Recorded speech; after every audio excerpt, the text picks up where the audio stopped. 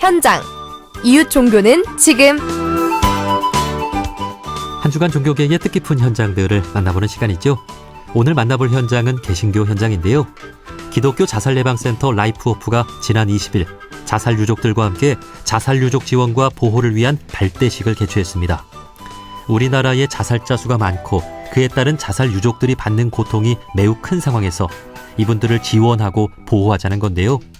이를 위해 24일부터 자살예방법 개정과 자살유족 지원센터 건립을 위한 1만 명 서명 운동을 전개하고 있습니다. 이에 대한 자세한 이야기 기독교 자살예방센터 라이프호프 사무총장이신 안혜용 목사님과 말씀 나눠보겠습니다. 목사님 안녕하세요. 네, 안녕하세요. 네, 반갑습니다. 자, 우선 기독교 자살예방센터 라이프호프에 대한 간단한 소개부터 좀 해주실까요? 네, 저희 라이프호프는 한국의 자살 문제에 대해서 고민하면서 우리 기독교 정신으로 생명을 살리고 생명의 문화를 만들기 위해서 설립된 비영리 민간단체 기관입니다. 예. 저희가 설립된 지는 총 12년 정도 됐습니다. 네. 우리나라의 자살자 수가 많다는 것은 많은 분들이 알고 계실 텐데요. 그에 따른 유족들 수도 많아지고 있는 것 같습니다. 자, 지난 20일 자살 유족 지원과 보호를 위한 발대식을 개최했다고 하는데요. 어떤 소식인가요? 네, 저희 자살이 보통 한 명이 이루어지면 자살 유족이 보통 6명 내지 10명이 발생됩니다. 예. 그렇다면 1년에 약 한 13만 명 정도의 자살 유족이 생기고 10년이면 130만 명 정도가 자살 유족으로 예. 어려운 가운데 있는 사람들이 있는데요. 그들을 지원하고 보호하기 위해서 저희가 자살 유족의 전문 기관인 자살 유족 지원센터를 설립을 위해서 법률 개정을 위한 서명 운동을 시작하게 됐습니다. 네. 그러면 지금 자살 유족분들 지금 파악되고 있는 사람은 좀 어느 정도나 됩니까? 규모가? 정확한 숫자는 아직까지 이렇게 통계치는 없는데 저희가 추정하기를 지금까지 약 한 500만 명 정도 되지 않을까. 그렇게 따지면 우리 전체 인구의 약 10%가 어떻게 보면 자살 유족으로 보이는 숫자로 저희가 추정하여 볼 수 있습니다. 네. 가족이나 가까운 사람이 자살로 생을 마감했을 때 그 고통은 참으로 클 것 같습니다. 좀 어떨까요? 그 어떤 어려움에 대해서 좀 한 말씀 해주신다면요.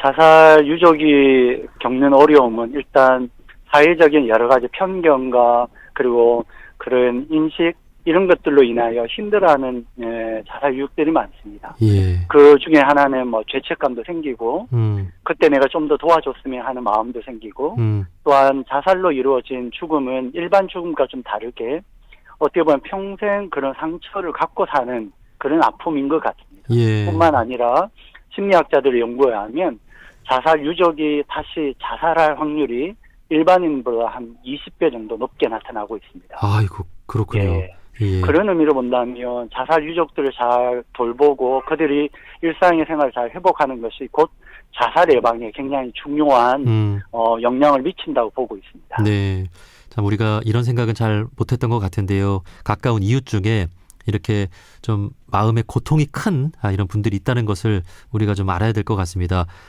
자, 우리나라에 500만 명 가까이나 되는 것으로 추정되는 이 자살 유족들인데요. 이분들을 지원하고 보호하는 것 참 중요할 것 같습니다. 혹시 정부나 지자체에서 이분들을 위한 지원을 좀 하고 있나요? 좀 어떻습니까? 지금 현재도 많이 하고 있는 건 사실인데요. 그럼에도 불구하고 체계적인 지원이 좀 부족한 부분도 있습니다.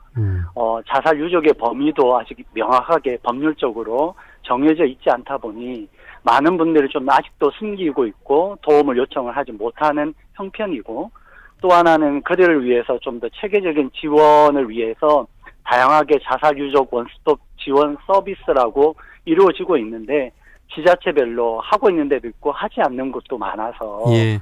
이번 기회로 국가가 그것을 좀 더 책임을 지고 그들을 좀 돕는 일들은 필요하다고 보고 있어서 저희가 국가적인 또는 지방자치단체에서 이런 것을 좀 적극적으로 나서달라고 부탁하는 이번 서명운동입니다. 네.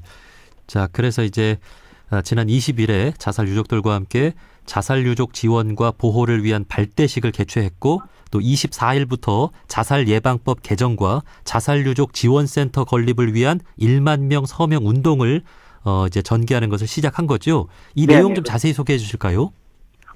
일단은 자살 유족들을 체계적으로 지원하기 위해서는 먼저 법률적 근거가 필요하다고 저희가 보고 있습니다. 그래서 22대 국회가 시작되면서 여러 가지 산적한 난제도 좀 많겠지만 먼저 자살 유족들을 좀 돕는 법률적 개정 운동을 하고 있습니다. 예. 이 법률적 개정 운동을 위해서 저희들 10,000명의 서명 운동을 시작하고 있고요.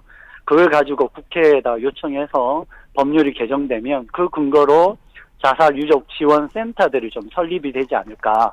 그 센터들이 설립되면 체계적으로 유족들을 돌보고 보호하고 지원하는 일들을 해갈 수 있다고 보고 있어서 이 운동을 저희가 시작하게 됐습니다. 네. 자, 그래서 다음 달 4일에는 국회의원회관에서 자살 유가족 지원을 위한 정책 방향이란 주제로 정책 세미나를 개최하는데요. 국회의원분들이 좀 관심을 갖고 있습니까? 그래도 자살 예방을 위한 포럼들을 꾸준히 해왔는데요. 그럼에도 불구하고 좀 더 많은 국회의원들이 좀 더 관심 가져주시면 좋을 것 같고, 또한 많은 국민들도 좀 관심을 가져주셔서 이번 토론을 통해서 앞으로 자살 유족을 어떻게 정책적으로 도와야 될지 세계를 마련하는 출발이 되었으면 좋을 것 같습니다. 네. 그 생명 존중 또 생명 살림이라는 것은 우리 종교의 역할이기도 하지만 또 정치인들도 당연히 관심을 갖고 또 만들어내 나가야 될 그런 사회인 거죠. 네, 맞습니다. 그 오래 전부터 서울시와 4대 종단이 자살 예방 활동 살자 사랑하자 캠페인도 진행해 온 것으로 알고 있는데요. 혹시 4대 종단 간의 어떤 이런 협력도 좀 이루어지고 있습니까? 예, 매년마다 4대 종단이 돌아가면서 포럼도 하고 있고요. 서로 유기적 관계, 어떻게 보면 종교를 떠나서 모든 우리 국민들, 특히 서울 시민들에게 생명의 가치를 부여하는 다양한 세미나나 또 협력 활동들을 지속적으로 해왔고, 특별히 서울시가 이런 종교인들의 활동을 지원하는 아마 전국에 처음일 것 같습니다. 이런 것들을 꾸준히 지원하고 있어서 더욱더 확대돼 가고 또 서로 간의 긴밀한 연대들이 이루어지면 좋을 것 같습니다. 네. 자, 자살 유족 지원과 보호를 위한 그런 다양한 정책을 펼 수 있는 그 법률이 좀 종교계의 협력으로 또 이루어질 수 있었으면 좋겠습니다. 자, 마지막으로 자살 예방 활동의 최전선에 계신 목사님으로서 우리 사회에 어떤 부분이 좀 절실히 필요한 부분이라고 생각하시는지 좀 한 말씀 해주실까요? 세상에 많은 사람들이 아픔과 상처로 살아가고 있지만 저희가 볼 때 자살 유족만큼 많은 상처와 아픔을 갖고 있는 사람도 많지 않을 것 같습니다. 그들을 잘 돌보는 것이 우리 사회의 성숙도와 함께 가는 것이 아닐까. 또한 누군가도 자살 유족이 될 수 있다는 걸 기억하고 그들을 잘 보살피고 또한 생명을 사랑하는 그 출발이 이루어지면 좋을 것 같습니다. 저희가 생각하길 생명보다 더 소중한 가치는 없다고 생각이 듭니다. 그런 의미로 우리 사회가 생명의 소중함을 다시 인식하고 그들을 잘 돌보고 생명을 살리는 일에 함께 노력해 줬으면 좋을 것 같습니다. 예. 우리 안혜용 목사님께서는 자살 유족들과 함께 그분들의 마음을 치유하는 그런 활동도 해 오시는 것을 알고 있는데요. 혹시 우리 주위에 친구나 직장 동료들 중에 자살 유족을 둔 사람이 있다면 좀 우리가 좀 어떤 점을 주의하는 게 필요할까요? 저희는 일단 당신들의 잘못이 아니라는 메시지를 주는 게 중요할 것 같아요. 그냥 자살 유족은 모든 게 다 자기 잘못으로 돌리며 많은 죄책감을 갖거든요. 주위에 있는 분들이 당신의 잘못이 아니고 또한 당신의 아픔을 우리가 함께 나누고 싶다라는 마음을 내어주시는 게 가장 중요할 것 같아요. 그것이 그분들과의 만남의 출발일 것 같고요. 두 번째로 그분들의 도움을 요청해 손을 내밀 때 우리가 그들과 함께 있음을 느낄 수 있도록 도와주면 좋을 것 같아요. 네. 우리가 그런 말이 있습니다. 누군가 한 사람만 있어도 살아갈 희망을 끈을 놓지 않는다는 말이 있듯이 예. 단 한 사람이 필요한 시점이 아닐까라는 생각이 듭니다. 네. 희망과 위로의 메시지를 전하고 너의 잘못이 아니라는 것을 또 혼자가 아니라는 것을 이렇게 이야기할 수 있는 우리가 되었으면 좋겠습니다. 여기까지 말씀 듣겠습니다. 기독교 자살예방센터 라이프 오프의 사무총장이신 안혜용 목사님이었습니다. 목사님 오늘 말씀 고맙습니다. 감사합니다.